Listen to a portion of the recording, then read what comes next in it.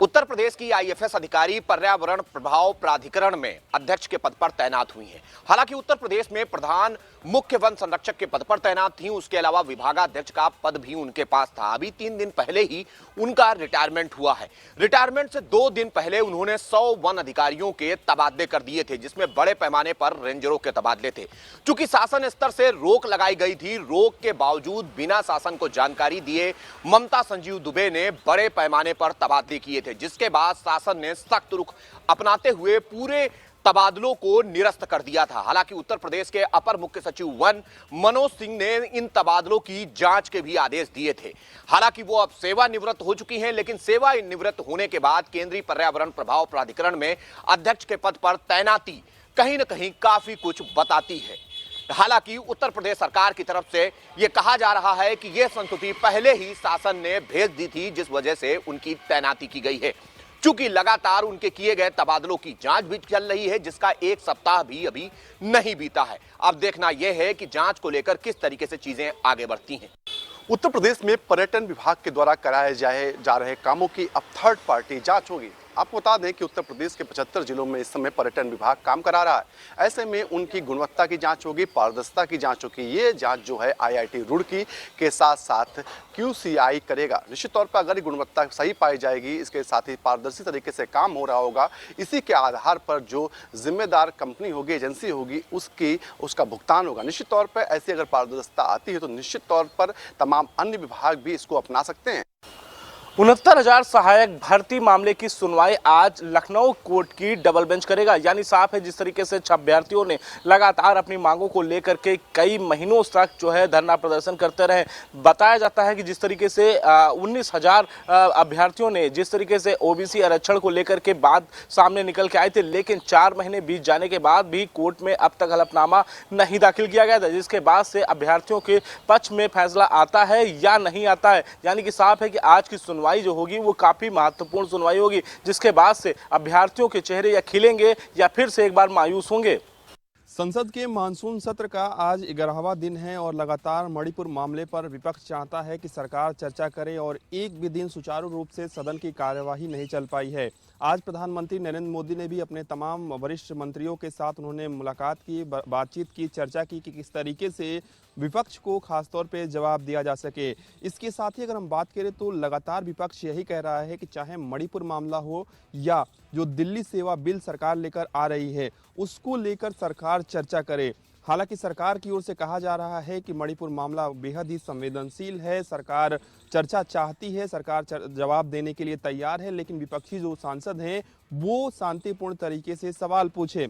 ऐसे में आज विपक्षी दलों के सांसदों ने भी एक बड़ी बैठक संसद भवन के अंदर की है और एक रणनीति बनाई है कि किस तरीके से मणिपुर मामले में खासतौर पे सरकार को घेरा जा सके।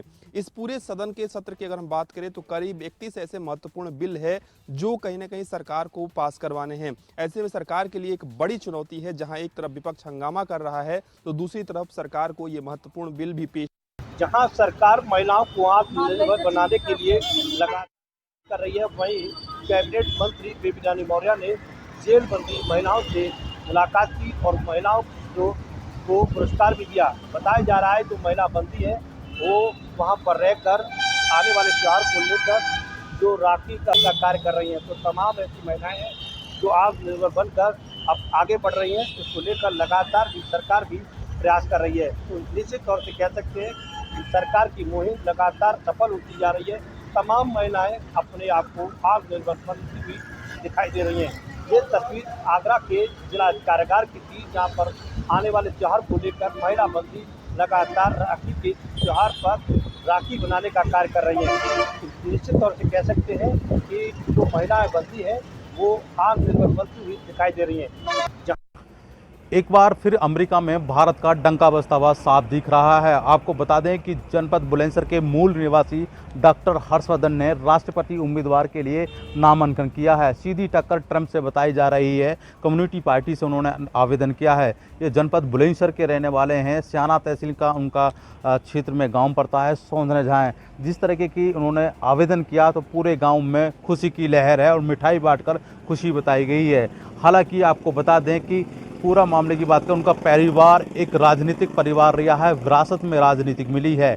उनका एक परिवार राज्यसभा सांसद रहे उनके घर में, और कनाडा से जो बाबूजी हुकम सिंह रहे हैं वो कैबिनेट मंत्री राज्यसभा रहे, वो बीजेपी के कहीं ना कहीं गठजोड़ बताया जा रहा है। हालांकि राष्ट्रपति उम्मीदवार के लिए उन्होंने नामांकन करा है। नामांकन करने के बाद अब देखना होगा कि सीधी टक्कर उनकी ट्रंप से बताई जा रही है। इसको पूरे मामले को देखा जाए, हर्षवर्धन करीबन 50 वर्ष पहले अमेरिका गए थे और अमेरिका में अपना बिजनेस कर रहे हैं, और जिसके चलते उन्होंने नामांकन करा है। और कहीं ना कहीं उत्तर प्रदेश के जनपद बुलंदशहर में खुशी की लहर है। अब देखना होगा, सीधी टक्कर उनकी ट्रंप से बताई जा रही है।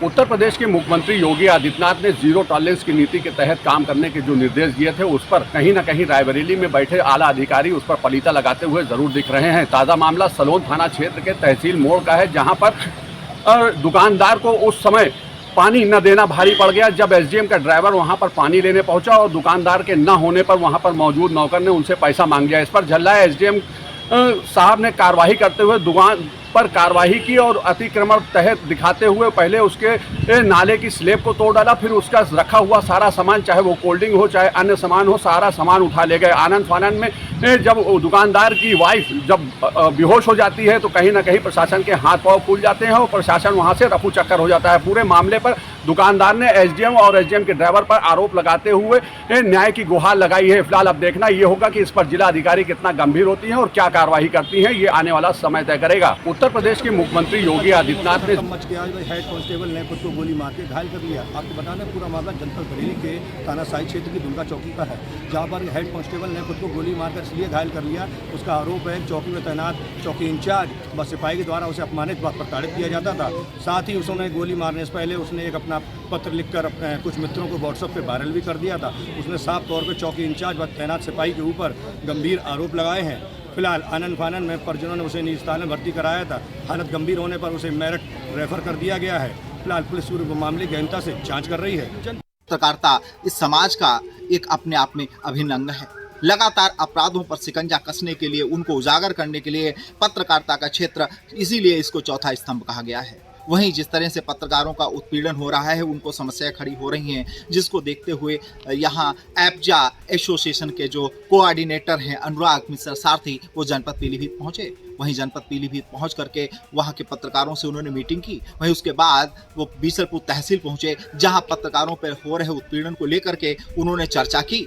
वहीं इस चर्चा के दौरान उन्होंने कहा कि जो पत्रकारों पे उत्पीड़न हो रहा है, किसी अपराधी के खिलाफ यदि वहीं अपराधों को उजागर किया जा रहा है तो फर्जी मुकदमे में पत्रकारों को फंसाया जा रहा है। यदि ऐसा अब हुआ तो संगठन कतई बर्दाश्त नहीं करेगा और किसी भी हद तक, चाहे प्रशासनिक हो या शासन हो, उनसे टकराने से कहीं पीछे नहीं हटेगा। पत्रकार सिर्फ पत्रकार होता है। वहीं उन्होंने संगठन का विस्तार करते हुए वहां पर जो बीसलपुर तहसील है वहां प्रभारी के रूप में प्रियंका पाठक को नियुक्त किया। वहीं अध्यक्ष पद की जिम्मेदारी सुनील मिश्रा को दी गई। वहीं उन्होंने कहा कि अब पत्रकार संगठन जो है, किसी भी पत्रकार पर यदि उत्पीड़न हुआ तो बिल्कुल शांत नहीं बैठेगा और उस पत्रकार के साथ तन मन धन से उसके साथ रहेगा। पश्चिमी गंडक नहर में नहाने उतरा युवक हुआ अचानक लापता। आसपास के लोगों की पश्चिमी गंडक नहर में मगरमच्छ ने युवक को निगल लिया। हालांकि आसपास के लोग और परिजनों ने इसकी सूचना मुकामी पुलिस को दिया। मौके पर पहुंची पुलिस और वन विभाग की टीम ने युवक की काफी तलाश किया, लेकिन युवक का पता नहीं चल पाया। हालांकि देर रात्रि स्थानीय विधायक भी मौके पर पहुंचे और उच्च अधिकारियों को भी इस मामले की जानकारी दी। इस पर आज सुबह बिल्लौर में एक नाबालिग को दूसरे समुदाय का युवक भगा ले गया, जिसकी शिकायत बिल्लौर थाने में की गई और एफआईआर भी दर्ज हो गई है, लेकिन अभी तक किसी की भी गिरफ्तारी नहीं हुई है और ना ही नाबालिग लड़की को बरामद किया जा सका है। जिसकी जानकारी होते ही भाजपा विधायक राहुल बच्चा सोनकर बिल्लौर थाने पहुंचे और पूछताछ के लिए उठाए गए युवकों को सख्त हिदायत देते हुए कहा कि ये भाजपा की सरकार है, ना कि सपा सरकार। जल्द से जल्द लड़की के बारे में बता दो, अन्यथा सख्त से सख्त कानूनी कार्रवाई की जाएगी। साथ ही उन्होंने थाना प्रभारी को भी दिशा निर्देश दिया कि जल्द से जल्द नाबालिग लड़की को बरामद किया जाए। आपको बताते चले कि 3 दिन पहले एक नाबालिग लड़की को दूसरे समुदाय का युवक भगा ले गया। ऐसा आरोप परिवार के लोगों ने लगाया है और थाने में तहरीर देकर मुकदमा भी दर्ज कराया है। इस पूरे मामले में कार्रवाई की मांग की जा रही है और नाबालिग लड़की को बरामद करने की बात की जा रही है, लेकिन अभी तक लड़की बरामद नहीं है। परिजनों का आरोप है कि पुलिस कोई भी कार्रवाई नहीं कर रही है, क्योंकि ये आरोपी उसमें चेयरमैन का लड़का है। इस वजह से पुलिस कार्रवाई करने के बजाय पूरे मामले लीपापोती कर रही है।